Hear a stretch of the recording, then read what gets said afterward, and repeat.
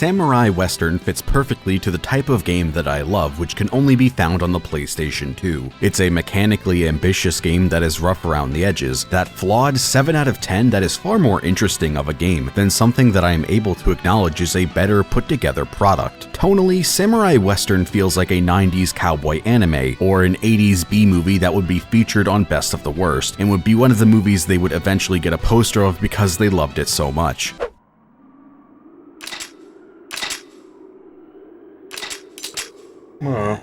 Oh, he's got a sword! Yeah! He has a fucking medieval sword! Well, I guess it's time. Oh, yeah. Bring out the sword.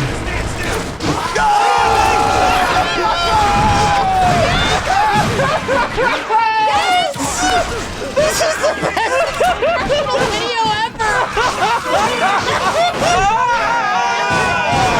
This game's aesthetics are so good. The HUD and menus are so stylish. Nothing like that minimalist garbage we get now. It's busy, over-designed, ugly, and absolutely rules because of it. I miss when we got uniquely designed health bars. Where do I have to petition to get these back in style? Acquire was really making some of the most mechanically unique games during the PlayStation 2. Besides Samurai Western, they made one of the most unique stealth games I've ever seen, Kamiwaza Way of the Thief, which crazily enough got an English localization in 2022 for modern consoles and PC. Until then, it's been trapped to the PlayStation 2 only in Japanese. The thing that instantly made me want to play this game as soon as possible is what I would consider the most unique defensive mechanics I've seen in a game that actually functions properly. Samurai Western has the coolest dodge mechanic I've ever encountered. When enemies fire at you and you time your dodge input correctly, the game will make this whistle sound and you will spiral forward with incredible distance and close almost any gap. Just look at how cool this thing is.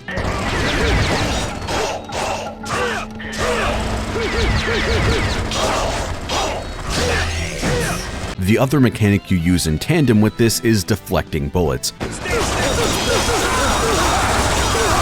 Continuously tapping R1 will allow you to swoosh your sword around and deflect any incoming fire. Doing this close enough to an enemy will result in the bullet ricocheting and actually hitting them, which I think is pretty cool. These two together create that specific type of gameplay that I adore, and that is being the director of the action and creating gameplay sequences that look like you're making your own action movie. It's what I have described games like Fear and Devil May Cry being all about. The game also has some other fun little mechanics, like being able to pick up items in the environment and throw them at your enemies or use them as a shield. If an enemy is downed, you could take them as a human shield and run around with them, blocking incoming fire, and if they have a gun of their own, they will fire and hit their allies. The red meter under your health bar is for your master mode. This is basically your devil trigger or instinct mode or dragon install, whatever you want to call it. This gives you special bonuses and kicks up the gore as if you just got the Berserk power up in Doom Eternal. You have multiple master modes, each doing something different and having their own niches depending on which sword type you have selected. There are 6 different sword types in this game: high, medium, and low stance, one-handed, dual-wielded, and sheathed. Each of these also changes up your move list, movement, and combos. My personal favorite was a toss-up between the low stance or the dual wield. The game also has some slight RPG systems with leveling up and post-mission screens, which allows you to increase your HP, damage, instinct meter, and defense, along with a apparel customization system, which also modifies your stats. You can even adjust the placement of these items on your body to the extent that I was surprised this was even something in the game. You can just have the items be floating completely detached from your body and even show up in cutscenes. The clothing customization was something that I didn't really mess around with too much and felt like it was overall a throwaway feature for me, but I think it's cool that this is in the game regardless, especially for those who really care about this type of thing. This game has a killer soundtrack. I've used a couple songs from this game in past videos. A bunch of them remind me of the Accent Core era Guilty Gear soundtracks. Just give a listen to some of these.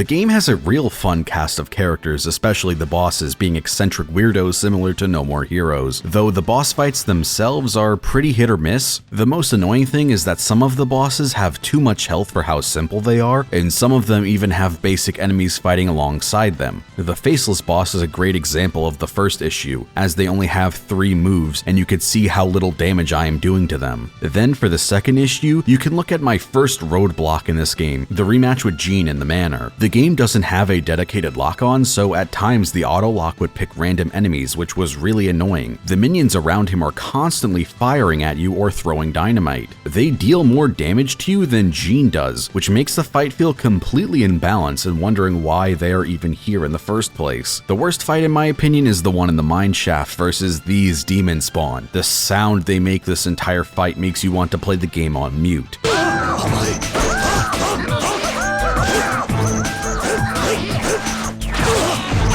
Because of how small they are, you often obscure them depending on where you are standing and where the camera is, which it doesn't have much room to move around since you are in a mine shaft. And like for other games I have mentioned in the past, the camera does not phase through things, so it either slows down when passing over objects in the environment or straight up just gets stuck. When you can see them, they basically have 0 tells, so it's really hard to see an incoming attack. The bosses also just sometimes break, which is funny, like when it happened versus your brother. In fact, it even happened twice. The one upside to the boss fights is that you could completely melt them like a Marvel vs. Capcom 3 Happy Birthday, depending on the weapon and your master mode. Oh, bust that down! Wow! That boy is moving. He is on them. All right.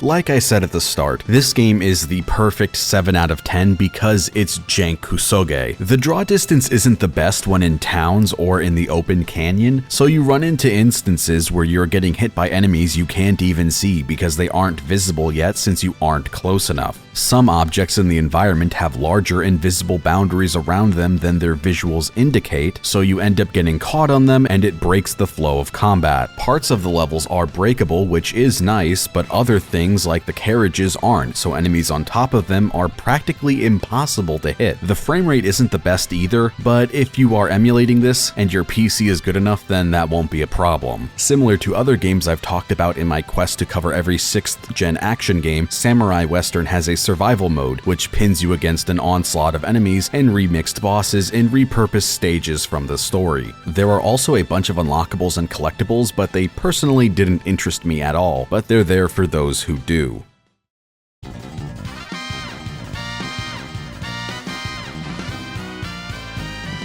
This game has such a fun energy to it that I'm willing to struggle through the negatives to dig down for the gold just beneath the jank. Realistically, the shortcomings of this game aren't the worst. I love the campy anime western vibes it gives off. It reminds me of Trigun or at times Fist of the North Star because of how goofy some of the cowboys you fight are. The film grain, which is 100% getting destroyed and compressed by YouTube, looks great in person. When this game is firing on all cylinders, it really plays like nothing else out there. I can't recommend this game enough, and at some point I intend to cover the Way of the Samurai series, which apparently this game is a spin-off of. I also really want to cover Kamiwaza eventually, and show how Acquire was also doing some crazy stuff for the stealth genre and not just hack and slash.